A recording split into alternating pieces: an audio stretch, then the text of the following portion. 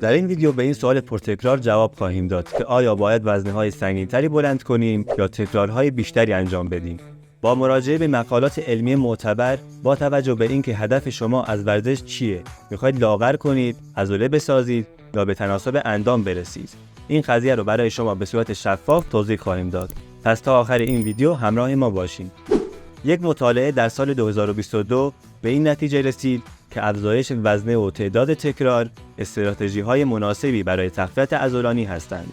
به این معنی که میتونید هر دو رو انجام بدید و نتیجه خوبی به دست بیارید. بالا بردن تعداد تکرارها به جای وزن و یا برعکس افزایش وزنه‌ها به جای تعداد تکرارها بیشتر به هدف شما بستگی داره. هیچ کدوم بهتر از اون یکی نیست. برای اینکه بفهمید برای رسیدن به هدفتون باید وزنه‌های سنگین‌تری بلند کنید یا تکرارهای بیشتری انجام بدید، به این لیست نگاه کنید. با حجیم شدن و بزرگتر شدن، ساختن بافت ماهیچه‌ای به تدریج سخت‌تر میشه.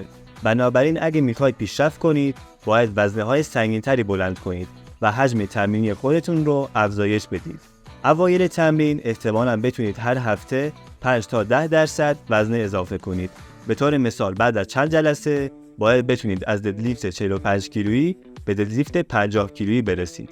این روش افزایش وزن برای 2 تا 3 ماه میتونه به شما کمک کنه.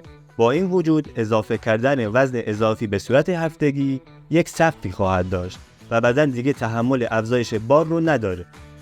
وقتی به این مرحله رسیدید باید تکرارها رو اضافه کنید. یعنی به جای افزایش 10% وزنها 1 یا 2 تکرار اضافی در هر ست انجام بدید. این کار رو به مدت 3 تا 4 هفته انجام بدید و بعد دوباره وزنها رو 10% افزایش بدید و این چرخه رو تکرار کنید. با توجه به اینکه کلید اصلی کاهش وزن کالری سوزیه، فرقی نمی‌کنه که وزنه‌های سنگین‌تری بلند کنید یا تکرارهای بیشتری انجام بدید. تا زمانی که از نظر بدنی فعال بمونید، سرعت کاهش وزن بالا میره و کالری اضافی میسوزونید. اینجا میتونیم در مورد اینکه کدوم سیستم تمرینی برای به حد اکثر رسوندن مصرف کالری و کاهش وزن بهترینه بحث کنیم. اما وقتی صحبت از تمرینات مقاومتی میشه، افزایش وزن یا تکرار تأثیر عمیقی روی کالری سوزی نخواهد داشت. برای افزایش قدرت باید وزنه‌های سنگین‌تری بلند کنید. به این معنی نیست که تمرینات شما باید مثل مسابقات تک تکراری باشه و رکورد ثبت کنیم. هیچ مطالعه‌ای وجود نداره که ثابت کنه حد اکثر یک تکرار مؤثرترین راه برای افزایش قدرته. در حالی که توصیه کلی اینه که برای افزایش قدرت باید وزنه‌های سنگینی بلند کنید، ولی بعد از یه مدت همونطور که قبلا گفتم نمیتونید این روند افزایش بار رو برای همیشه ادامه بدید. وقتی به این مرحله رسیدید، شما باید از راه‌های دیگه‌ای مثل افزایش تعداد تکرارها یا استفاده از تکنیک‌های تمرینی پیشرفته‌ای مثل سوپرست‌ها و دراپست‌ها استفاده کنید تا زمانی که بتونید دوباره وزن رو افزایش بدید.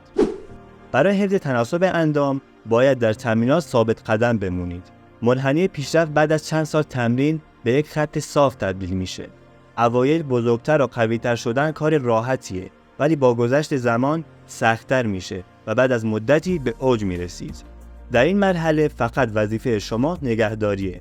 یعنی اگه مثل همیشه سخت تمرین نکنید و تلاش نکنید، نمیتونید بدن فیت خودتون رو حفظ کنید. بنابراین تا ناتوانی تمرین کنید، وزنها رو بالا ببرید و تعداد تکرارها رو بیشتر کنید.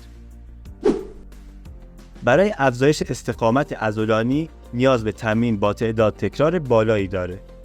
اینجا شما باید حدود 20 تا 30 تکرار رو انجام بدید تا استقامت عضلانی شما بالا بره.